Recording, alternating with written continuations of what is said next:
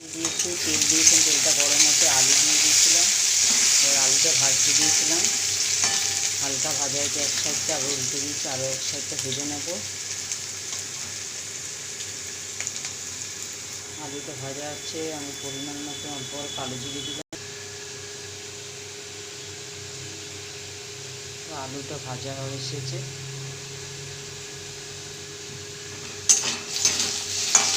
কালো জিরেটাকে ভেজে নেব। একটা তেজপাতা দিয়ে দিলাম,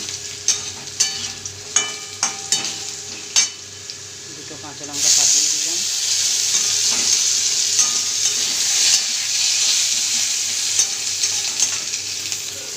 টমেটো দিয়ে দিলাম,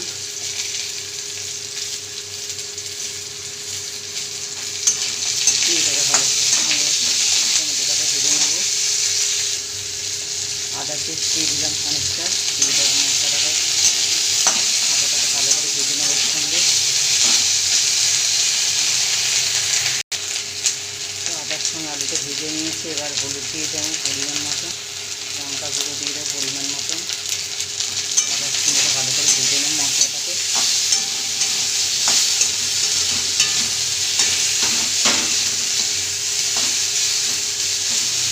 মশলার সঙ্গে মশলাটা কষা হয়ে গেছে আলুর সঙ্গে। এবার আমি ছোলা আর লাউ আগে থাকতে বয়েল করে রেখেছিলাম, সেটা দিয়ে দিলাম। এই আলুর সঙ্গে এটা কষে নেব।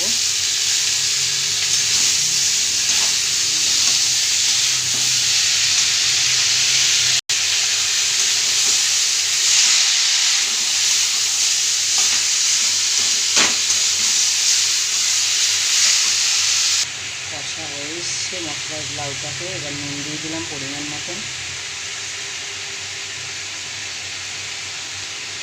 এটা নেড়ে নেবো ভালো করে।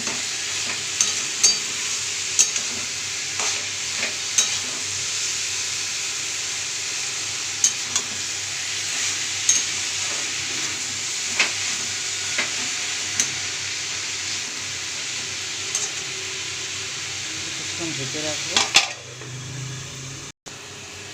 তো এটা কষতে দিয়েছিলাম, এটা খানিকটা জল বেরিয়েছে, এর মধ্যে আমি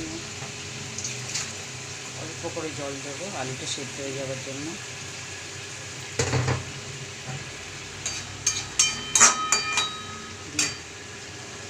এটা ফুটে এসছে, এবার আগে থাকতে আমি বড়ি আর চিংড়ি মাছ ভেজে রেখেছিলাম, সেগুলো দিয়ে দেবো।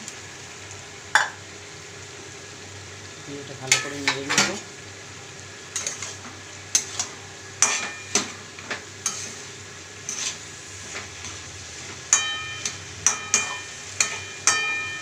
কিছুক্ষণ আমি ফুটতে দেবো।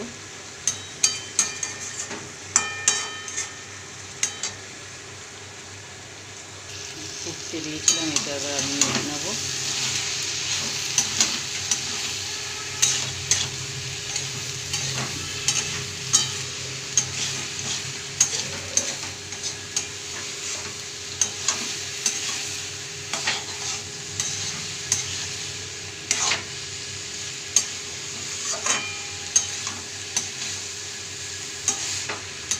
তো আমার কমপ্লিট হয়ে গেছে এই রেসিপিটা, আলু বড়ি দিয়ে লাউ চিংড়ি রেসিপি। সুন্দর একটা রেসিপি, কারণ এরপরে এর উপরে আমি ধনেপাতা দিয়ে দেবো, কেটে রেখেছিলাম।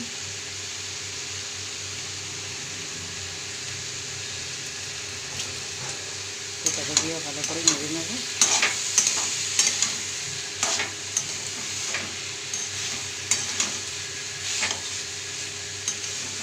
হয়ে গেছে, এটা আমি একটা পাত্রের মধ্যে ঢেলে নেব। এটা হয়ে গেছে, আমি একটা পাত্রের মধ্যে নামিয়ে নিয়েছি। এবার গ্যাসটা আমি অফ করে দেবো। ফুটে গেছে।